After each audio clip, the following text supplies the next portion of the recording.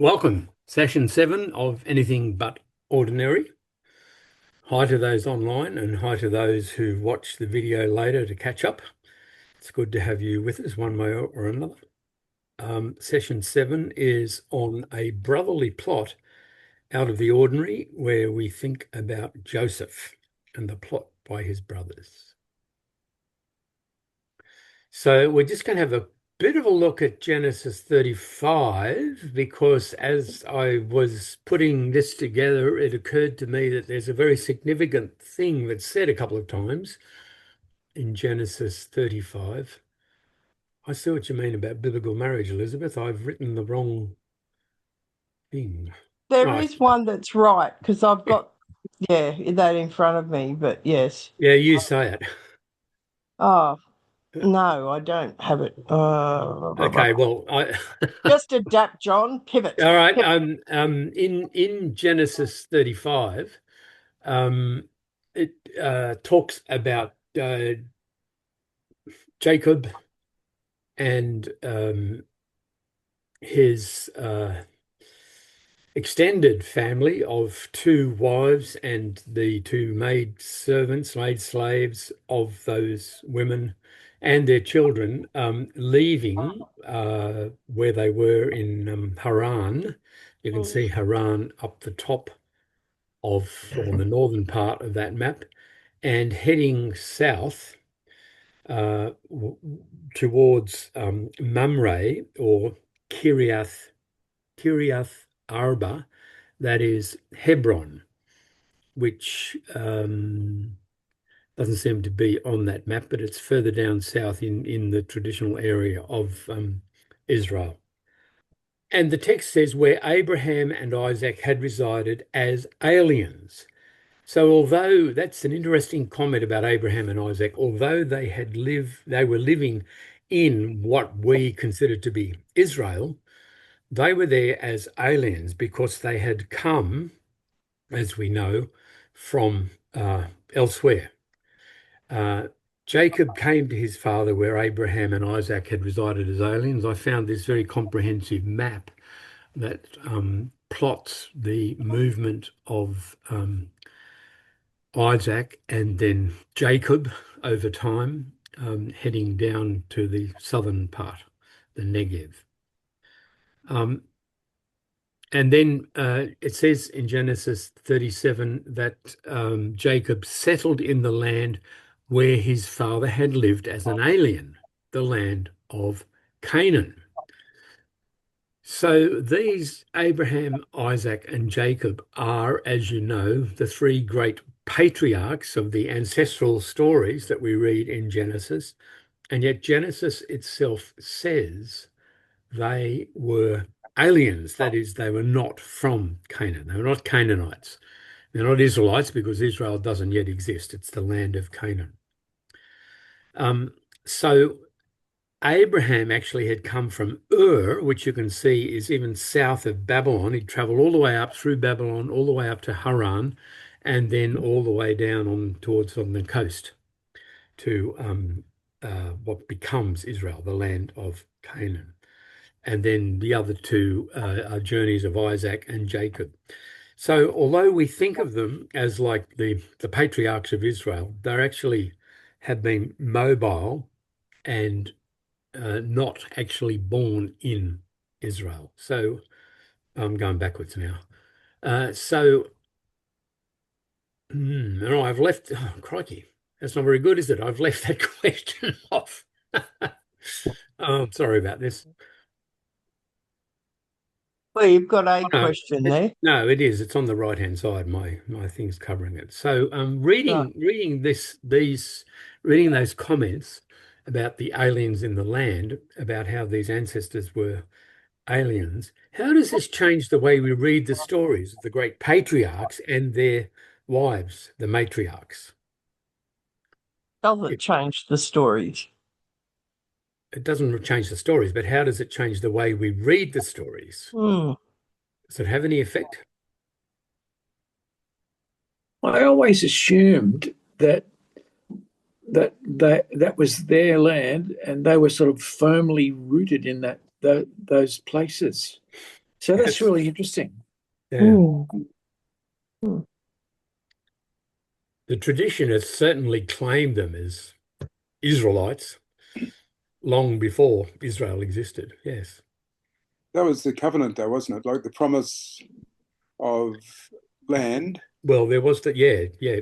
The land, I will give you a land, which Yeah. was, I suppose, Canaan. And I think that the promises were land, a wife, and sons, wasn't it? And descendants. Yeah. Descendants to Descendants, keep yeah. it all going. I always thought at this time they were nomadic largely, and they were living in an area that was fairly tribal. I think Was that's my probably true. understanding too. Yeah. Mm. Mm. Although, I mean, Jacob lived for at least 14 years in Haran because he had to work there for 7 years to get his first wife. And then because That's he was right. tricked, he had another 7 years to live there. So that's not nomadic. You're Living right, you're 14 right. plus But it years. is tribal, though, isn't it? Oh, yeah. Oh, Yeah. I mean, yes, definitely. well, there's certainly no sense of nation states like we're used to in the Oh, modern world. no, Mm. no. And there were empires, but But yeah. Israel didn't have an empire. No, certainly not. Not at this point. They claimed later they did. I find that highly dubious, but anyway, that's So do another I. story. So do I, I'm afraid. Yeah. As someone who has a real What is sense that? of place, like I grew up in Bendigo, Eaglehawk. Mum spent most of her life here. My grandfather grew up here, spent his whole life here, especially in Eaglehawk. There's a bit of a thing about Eaglehawk being the greater part of Bendigo. And I have that real connection to a place. It changes my opinion of it, makes me hold the idea of that claim to land and place a bit more lightly. Like we kind of think of them as people were saying as well, some people were saying like think of them as the land being theirs for a long time, but actually maybe it wasn't. Thing that gets me is that I don't think there's a country in the world where the Indigenous people haven't been conquered Mm. and invaded Mhm. and colonised in one sense or another. Yeah. And I must admit, I seriously question whether we could ever compensate so many Indigenous people throughout the world. I mean, even in England, you're talking about the Celts went to the highlands of Wales and Scotland and Irish. And the interesting thing I found was that the monks in those Celtic places refused to go and preach the gospel because they wanted the Anglo-Saxons to go to hell. Dear. And so, I mean, yeah, I have a real dilemma. I mean, don't get me wrong, as far as the Aboriginal people are concerned, they suffered terribly. Mm. And I'm very aware of their history. But I just seriously look at my history of the world as a history teacher, and I can't think of any place bar one Pacific island where the Indian government refuses to let anyone land on it. They leave it intact and Indigenous. But that's the only place I've ever heard of where the Indigenous people haven't been conquered. Yeah. Mm. Tonga is fairly Indigenous. Sorry? Tonga. Mm. I mean, they still have their own language and they've got their royal family. They have Okay. quite a strong culture that's remained as well. Except the fact that it was Christianized Yeah. Yeah. And that changed it profoundly. So, in a sense, it was still conquered. I don't know how we compensate the Indigenous people throughout the world for what's happened to them. Well, yeah, compensate is one word we can use, but yeah, I don't think we can compensate, Pat, but we can certainly recognize, Oh, yeah. acknowledge, we can value, we can honor, we can seek to learn from, we can say we're going to work constructively with, we can try and meet needs where the needs are more intense in a disadvantaged Indigenous population than other parts of the society. There's And all kinds of things we can do. It doesn't have to be yeah, a black all and of white. those things I Yeah, totally yeah, tick, tick, tick, tick, tick, tick, yeah. tick. That's But right. there are We could even give them a voice into the decision making of the national party. Oh no, sorry, we won't go there. All right, let's move on to think about Joseph. Because he's number 11 of Jacob's 12 sons, and he was the one that was born to Rachel after years and years of waiting. Leah had given birth to 6 sons and a daughter. Jacob fathered sons by Bildad and by Zilpah.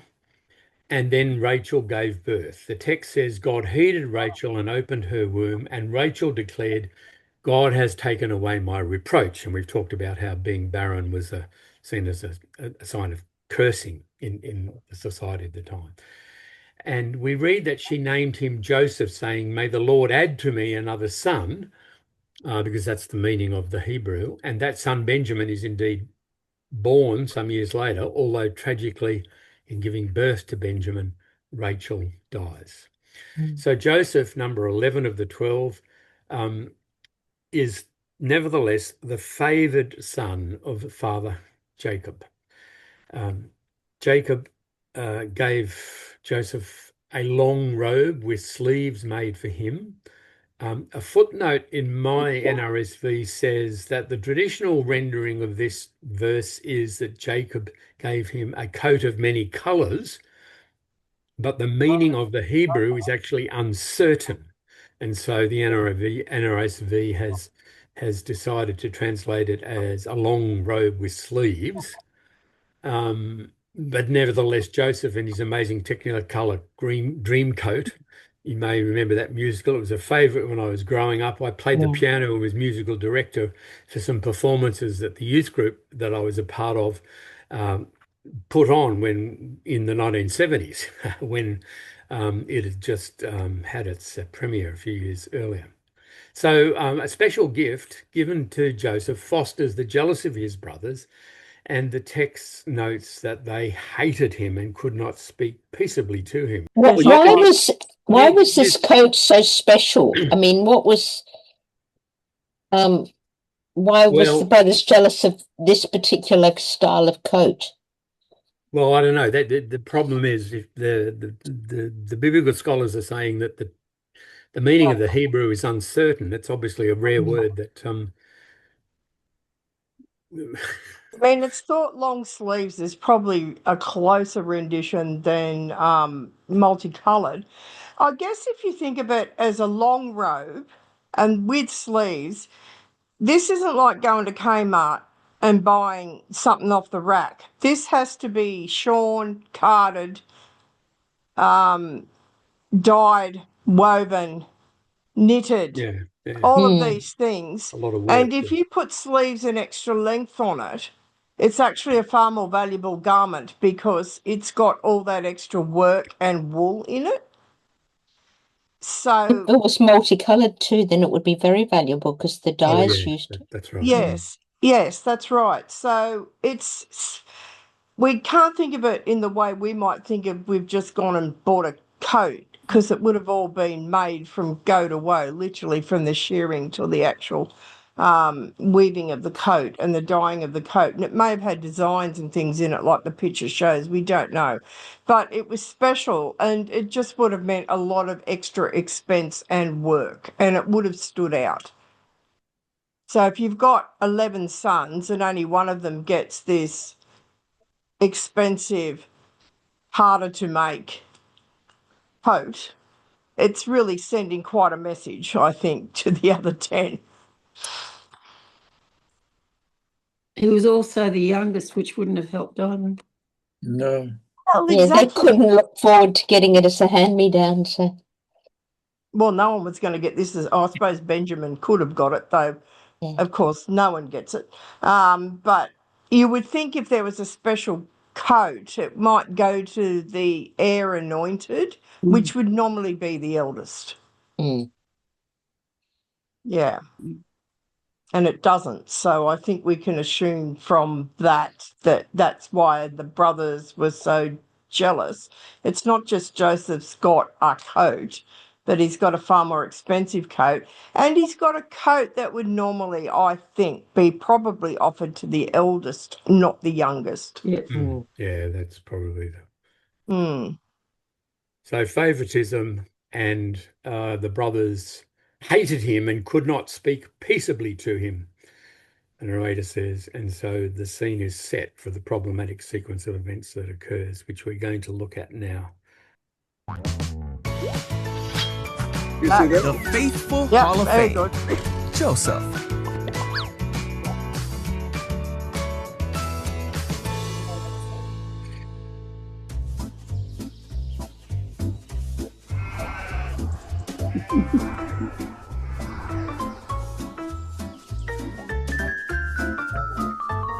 So this is Joseph. Hey! You see, Joseph was the son of Israel and Rachel. Israel loved Joseph more than all 12 of his sons. In fact, he made Joseph a coat to show him how much he loved him. When Joseph's brothers saw this, they hated Joseph. One night, Joseph had a dream.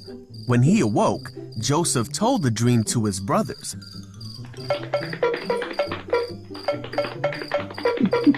He said, "Listen to this dream I had. We were gathering grain when suddenly my bundle of grain rose up and all of you bowed to me." This made his brothers hate Joseph even more. And they said, "You're gonna rule over us?" Then Joseph had another dream. And he told it to his brothers and his father. He said, "Listen, I had another dream, and this time the sun and moon and 11 stars were bowing down to me." This time Israel heard the dream and rebuked Joseph, saying, "Will your mother and brothers and I actually come and bow down before you?" The brothers were even more angry when they heard the second dream. Israel, however, decided to think about what Joseph was saying. Mark, Dog wants to go out, I think. One day, Joseph's brothers were working when they saw Joseph coming to meet them. One of his brothers mocked him and said, "Here comes the dreamer. Come on now, let's kill him and throw him away to be devoured by a ferocious animal. Then we'll see what comes of his dreams." One of the brothers named Reuben wanted to rescue Joseph, so he said, "Let us not take his life. Instead, throw him in the pit." Yeah. So when Joseph came to his brothers, they attacked him. They took the robe their father had given Joseph. They hoisted Joseph up and threw him into the well. Then they saw a group of men from Midian coming towards them. Judah thought it would be a good idea to sell Joseph to these men. So the brothers sold Joseph to the merchants for 20 shekels. The brothers then took the coat of many colors back to their father and made him believe that Joseph had been killed. Israel wept for his son whom he loved. Meanwhile, Joseph was taken as a slave to Egypt to work in the house of a man named Potiphar, for Joseph's story was only just beginning. We picked that little video. One, I quite like it because I think it's quite amusing. But the second is, I think it does highlight the fact with Joseph with his pots and pans in his tuba, is when you've got the youngest telling the oldest, his older brothers, especially if we think that maybe such a gift would normally be to the eldest brother and might denote his inheritance. Joseph then coming out and talking about this dream, maybe if you went to Sunday school, you've probably been given the impression that this is okay behaviour on Joseph's part. So we want you to think about, is it? Is this drawing attention to this dream with his older brothers necessarily a good sign? And how does Jacob's favouritism towards Joseph going to affect the attitudes of his other sons? Is it healthy? There's some other things you might like to think about in this. Have you seen or experienced similar favouritism in either your own family or in some sort of group or church you belong to? And what was the consequences of it? So they're things that you might think about in your small groups. Is Joseph just sharing the dreams is it just some sort of naive, youthful bragging, or is he faithfully reporting what God has showed him? Did he even know God had showed him? So there's lots to think about with this one. So we're going to pop into rooms. I'll just make sure you've got enough time because there's quite a few questions there.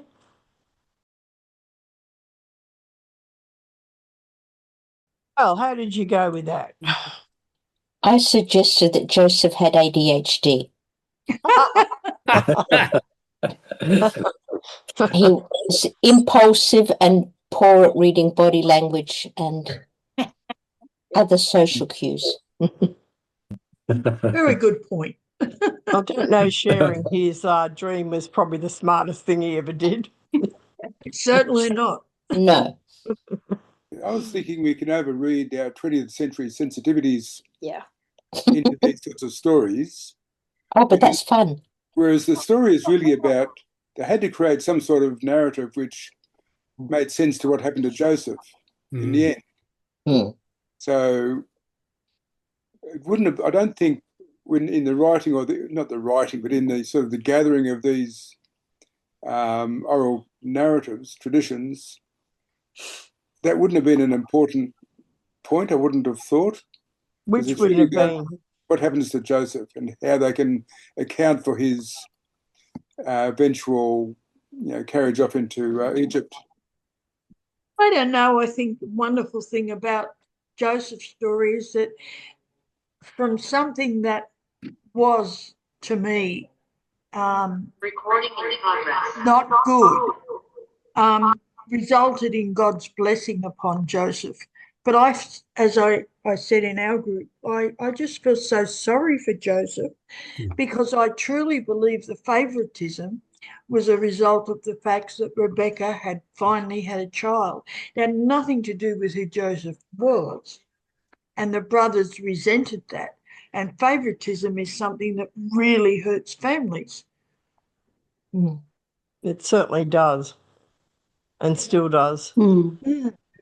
I mean, if there's in the narrative itself, if we're taking the narrative at face value, there's a lot of things in here that I think that would mean far more to the ancient people than us. Like we might not take much notice of a dream, but dreams in the ancient world were considered possibly quite prophetic. So Joseph in the dream sharing the story is indicating Joseph is rather precocious in some ways and probably foolish, but the whole thing works out as God's plan. And pragmatically, Bill is probably correct saying it's trying to explain how Joseph got from point A to point E in Egypt, and how that might have happened. But if we take the story as the story and how the plot dynamics move in it, him doing that as the youngest child at that time probably wouldn't have gone down all that well. Because it does seem by the presentation of the coat from his father, he's not just being favoured as a favourite son, but he may be being designated as the heir, and that would not have worked well. in this culture, and it wouldn't create harmony anywhere in the family, not between his brothers, not between the mothers of the brothers. Agreed. So it's problematic. And when favouritism is shown in any circumstance to one individual, it usually has quite a bad effect on group morale, whether that's a family or a congregation. You know, if ministers become really good friends with, you know, one or two people in the congregation and ignore everyone else, that never goes well. So it's not a good idea to do that. It can have a bad effect. Anyway, we'll move on. May I ask a question? Yes. Are ministers discouraged from making personal friends within their congregation? Because I know of a couple of situations where the ministers told their old friends who were part of the congregation they could no longer be friends because they were now ministers to them. If there's old friends of yours in the congregation, the Code of Ethics has a number of ways you can deal with it. One is that you don't do the pastoral care of those people. You organise for someone else to do that. And you are upfront and transparent that you've known these people a long time and that you've organised for someone else to be responsible for their care. And you'd have to be very careful that you don't elevate them into any position where it could be perceived they were put there because of that friendship. But the Code of Ethics does discourage what they call particular relationships, and they're not just ones that are necessarily illicit ones. But, you know, if you really... It's understandable if you move to an area where you don't know anyone, especially if you're a younger person with children, say, you might make friends with people in the congregation who are your age with children, but you just need to be careful about that because it doesn't always go down well. So you can be friendly with people, but you shouldn't make someone your best mate in the congregation. Yeah. When I went to Scott's Kirk as like a student as part of field placement thing, and I wasn't, like in those days there was no training or ethical ministry stuff at all, anything like that. And I realised now that I was quite unethical in establishing a relationship with one of the youth group girls who became my wife. Oh, but you're married. That's fine. Very neat. So we've had this sort of unequal relationship ever since. In a way.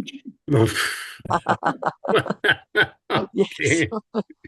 Anyway, it is something you need to be very aware of when you're in a congregation. That doesn't mean you can't visit people or they can't visit you, or you can't do things as a group or things like that. You can do all of that, but it's probably not a good idea to go to Thailand on holidays with them, for example. Yeah. Okay. I've stayed in touch with our previous minister, even though we're technically not supposed to. I don't ring her every day or anything. It's just every now and then a text message or an email or something. And her and our current minister are friends, so that helps. Yeah. I don't think there's any problem with that. We call in on John and Elizabeth when we travel. Yeah, that's right. Come say hello. They do. We'll bypass you. I know we won't. Then we won't get lunch. We won't get yes, that's right. We won't get that's a right. chance at lunch. Yes, we do feed you lunch, and we're very happy to do so. And we're not your ministers anymore, so it's fine. And if anyone from the congregation said, we're up your way, can we come and see you? We would say, yes, of course you can. Yes. That's right. Oh, that sounds wonderful. I can't wait to travel. So, all right, there's seven sections in tonight's study, and we're just about to launch into 3. okay. We're halfway through the time. We're starting this section with a question. What were the brothers thinking with what they did? And the text has noted that after Joseph explained his dreams to them, they hated him even more because of his dreams and his words. And so we have a coat and we have one dream, and a second dream isn't going to help the situation. And the brothers go off probably to grump and sulk, and Joseph runs after them. And before they come, he comes near them, they're conspiring to kill him. So obviously he's not the most popular brother with the rest of them at the moment. And it is to be noted that the ethical standards of the people we're dealing with in these stories are something different to what we're used to. Cheating, stealing, rape, incest, murder, double dealing appear to be quite par for the course. And also how they saw women as possessions, for instance. And by our standards, you might say that their morality is somewhat low or lacking or primitive. But we need to reckon with the fact that these brothers who plot to kill Joseph are the men who give their names to the tribes of Israel. And those names are given pride of place in priestly garments, as instructions in Exodus. And Exodus 28:9-12 says, "You will take 2 onyx stones and engrave on them the names of the sons of Israel, 6 of their names on one stone and the names of the remaining 6 on the other stone in the order of their birth. As a gem cutter engraves the signet, so you shall engrave the 2 stones with the names of the sons of Israel. You shall mount them in settings of gold filigree." So they're obviously held in quite some honour, despite the fact they tried to top their younger brother. And it's not just the 12 sons of Jacob, of course, who end up as the 12 tribes of Israel. One son, Levi, is set aside to head up the priesthood, so he is never considered as forming a tribe. And for some reason, I couldn't work out, Joseph is never considered to be head of a tribe either. It's his 2 sons that form the final 2 once Levi is removed from the equation, and that's Ephraim and Manasseh. So Genesis ends with the dying Jacob blessing his 2 grandsons, Ephraim and Manasseh, the sons of Joseph, and they take their place in the 12. Perhaps Joseph never returned from Egypt and that was the reason, but we're not really told.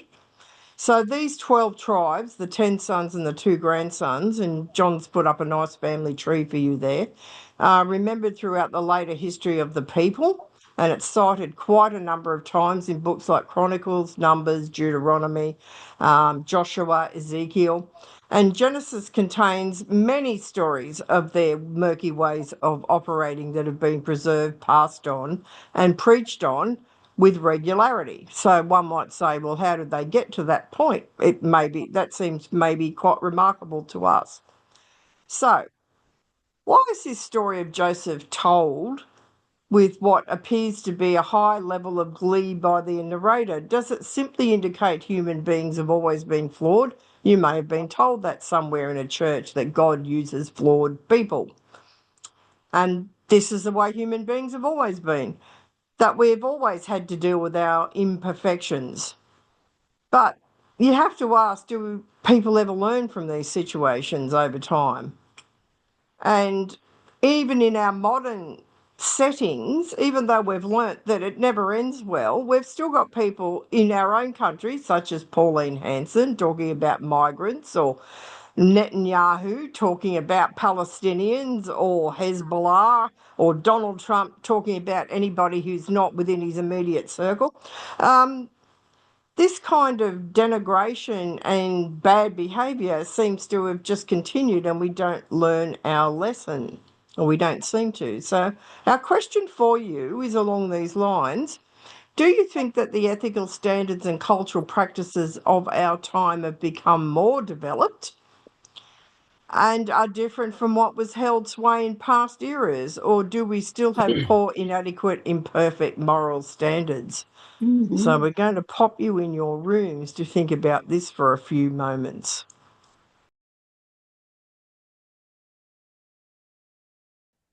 Okay, we'll just share a couple of things. Does anyone have any words of wisdom to add to this question? Are we getting better, worse, about the same? About the same. About the same. About the same? Basically, I think our group agreed that there's human nature hasn't changed that much. Culture is a factor, but human nature hasn't changed that much. No. And if someone has enough power and money and can do what they want, Yeah. that does seem to be evident that it's difficult. Having said that, research shows that ethical standards and cultural practices that have a moral basis have actually improved quite a lot over time. Yeah. Even though we don't see it, but they have. If you look at the way medieval people treated animals and treated each other, we have improved vastly on that in our societies. And there's a lot of things now that are just not seen as acceptable that were very acceptable back then, like torturing animals, for instance. And the treatment of women. And the treatment of women. But it's Public still execution. bad in Yeah. some places. Yeah. Yeah. Yeah. So there are improvements, but there's always room for more. Indeed. I know All right. a record of a funny Roman story. I'll tell it very fast. There was this man that a statue was made of him, and there was another particular man that was very angry about the statue, so he hit it every time he went past, and one day it fell on top of him. So the fathers of this man that was killed by the statue sued the statue for his son's death, and they had to take the statue and throw it into the sea. Yeah, well, Romans did things like that. Yes. I've never quite made sense of it, but it probably is a true story. All right, we better move on to the next bit so we get it all done. The family situation, the way that the sons of Jacob behave shouldn't surprise us. They have inherited the DNA which has previously led their ancestors to lie, deceive, and threaten to murder their own child. Abraham lied about his wife Sarah being his sister twice in Genesis. He threatened to sacrifice his own son, Isaac, and then Isaac lied that his wife Rebekah was his sister. And then Jacob, the deceiver, stole his birthright from his twin brother Esau, and then deceived his father-in-law Laban and profited from his flocks, to say nothing of Laban's own deceit of Jacob. So not exactly wonderful role models. Today we talk about intergenerational trauma, or transgenerational trauma, as one of the slides labels it. I was looking for graphic illustrations of what this transgenerational or intergenerational trauma might look like. Bad events in the past hurt a person. Somehow those negative consequences get passed on to their children, their grandchildren, and more. So we've come to think about this perhaps with child sex abusers, with alcoholics, with men who've been injured badly in war, with Indigenous children who've been taken from their families, and with the impacts of massacres that took place over the first 150 years of British settlement in Australia. All very different situations, but each of them we recognise, I think there's a general recognition that those things have a roll-on effect. Perhaps the Genesis stories are offering some kind of ancient evidence pointing in that same direction. So here's the question. The family had this long history of lying, trickery, and rivalry. How do you see generational bad habits passed down through Joseph's family? Do you think ethics like this are inherited or taught? And another question, which is another way of asking a question that has come up many times during this series. Why weren't these stories taken out from these long saga of the ancestors? What was the value in telling them and retelling them over and over, as seems to have happened?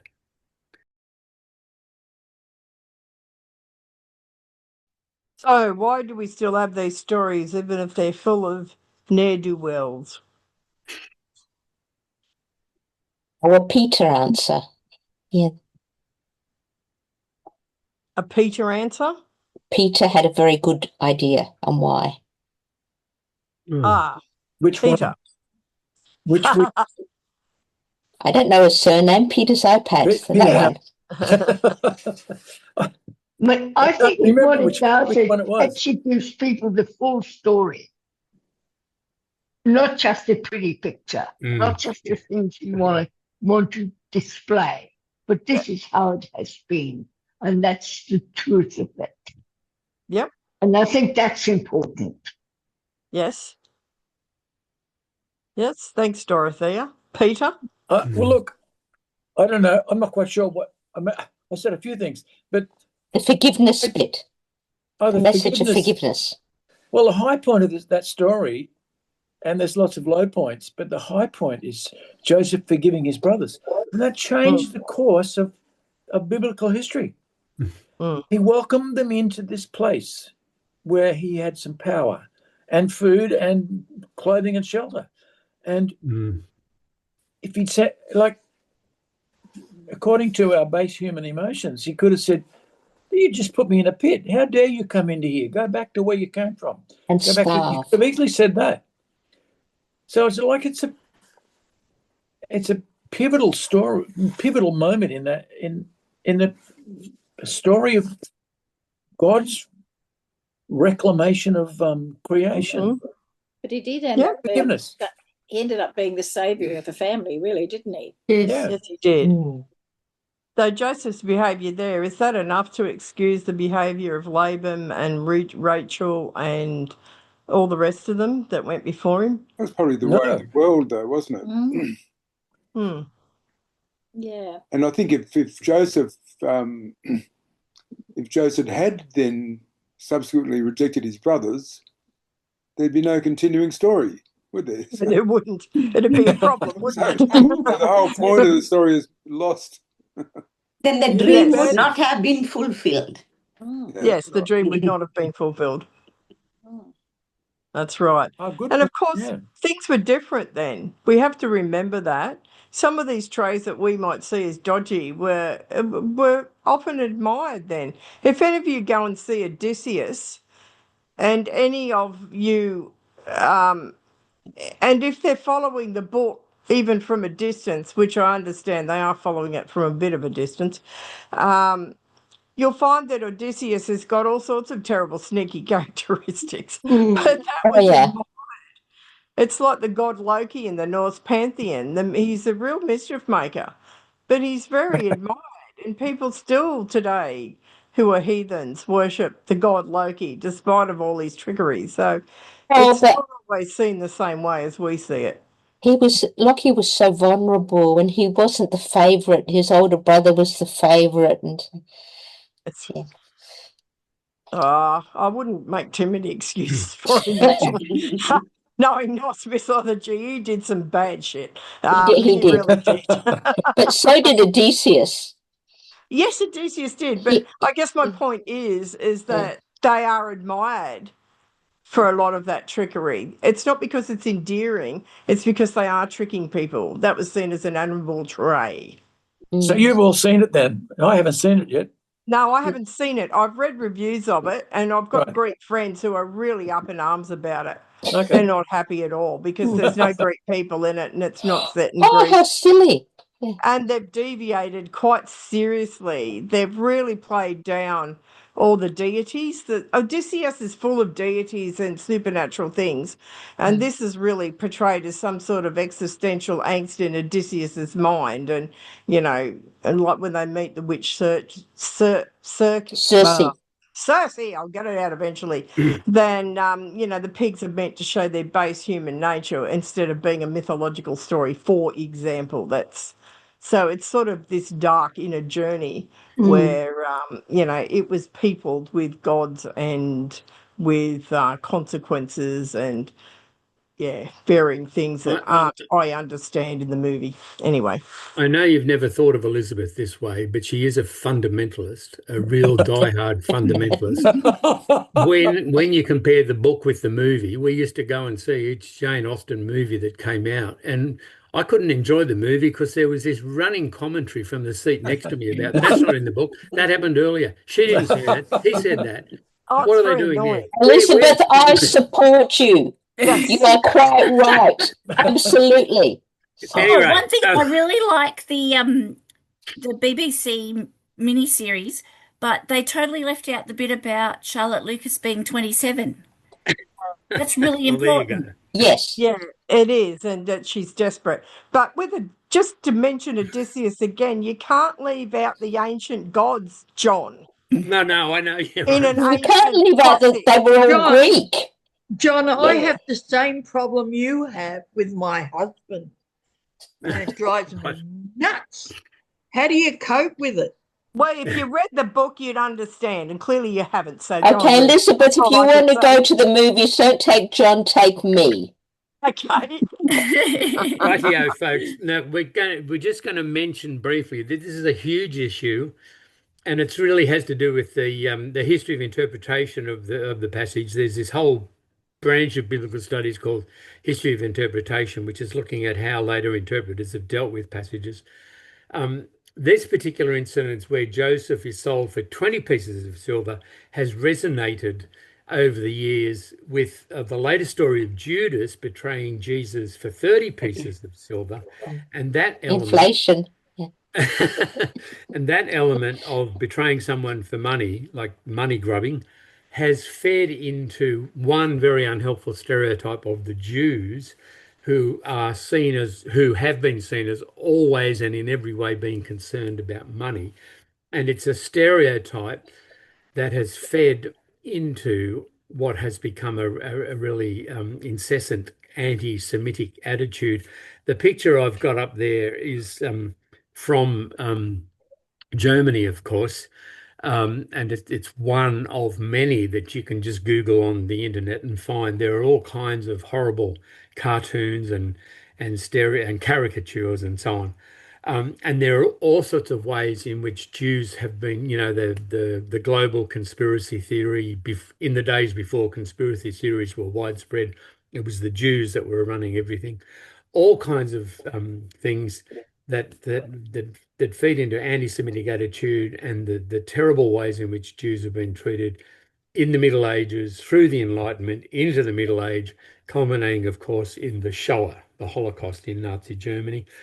And of course, in our own country today, we have a Royal Commission on Anti-Semitism and Social Cohesion that is meeting even in the days as we are talking about such passages. So, I mean, the question that we put there, which perhaps we'll just leave for you to ponder and cogitate for yourself, is: have you experienced negative stereotypes about Jews, and how do you deal with that when you encounter it? It's a really significant and hard question about what you do when you hear someone be racist or be sexist or be anti-Jewish, anti-Semitic, or whatever. So they're the questions. But let's move on in the interests of time, so that we finish this part of the story. Judah convinces the brothers to sell Joseph into slavery.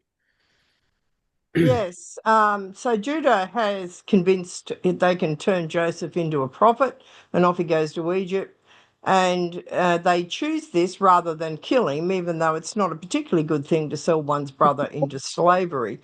So, our question for you to think about, and we'll just think about it briefly in the big group, is how do you think the brothers live with the secret and guilt of deceiving their father Jacob for over 20 years?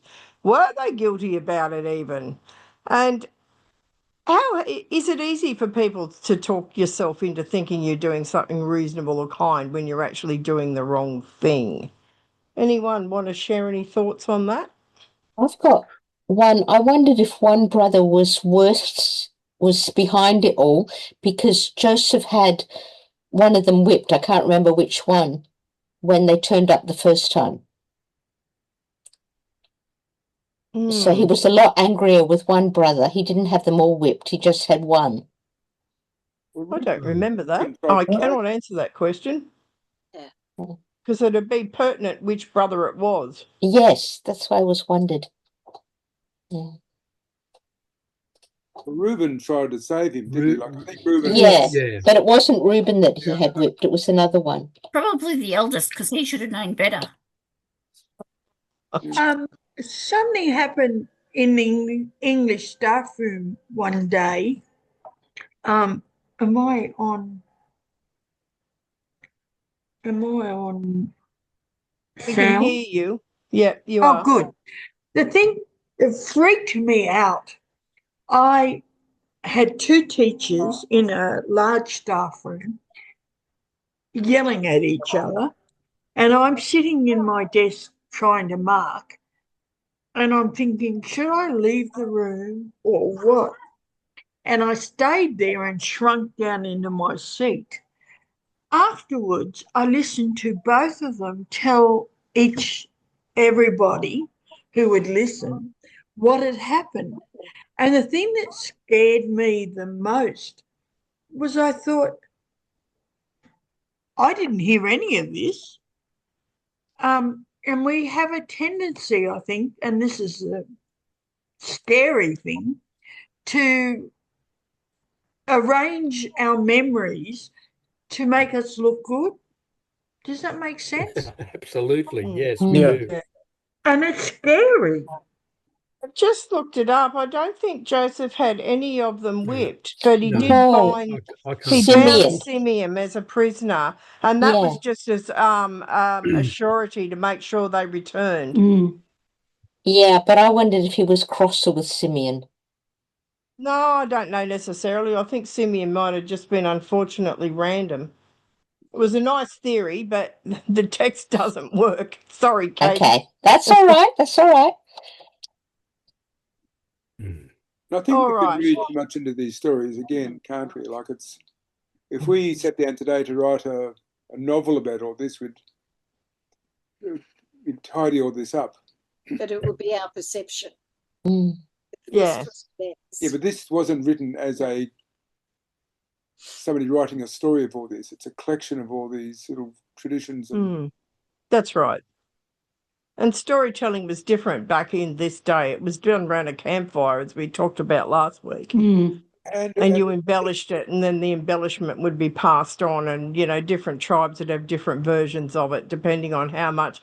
And I'm sure each tribe had a version where the founder of that tribe, the brother involved, was shown in a far better light, or even a far trickier light, perhaps, depending on what they saw as admirable qualities when they told their version of the story. So there was probably far more versions than we actually have inherited in the Bible. Yeah.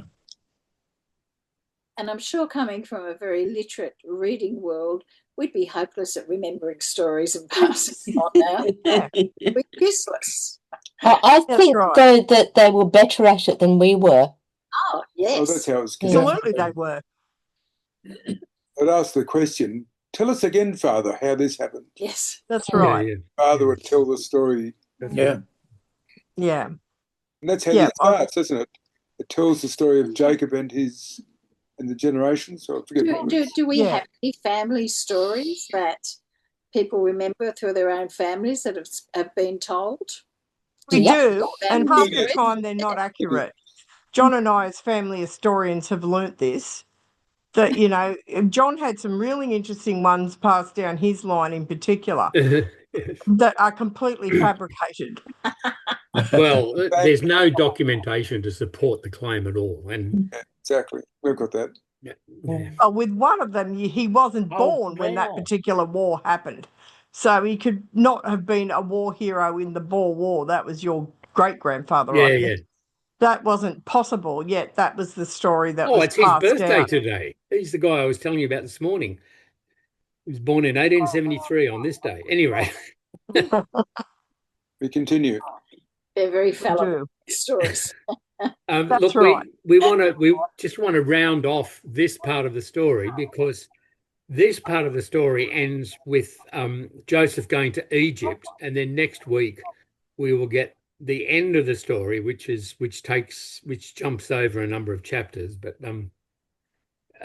what I think is really interesting with the Egypt element in the story is that people who are hearing this story, when it was written down into the scrolls after they had returned from exile, the people who had been in exile, most of them in Babylon, actually some of them were also in exile in Egypt during the Great Exile, they would know the story of the time that their ancestors spent in Egypt And the book of Exodus begins with the claim that the Egyptians were ruthless in imposing tasks on the Israelites and made their lives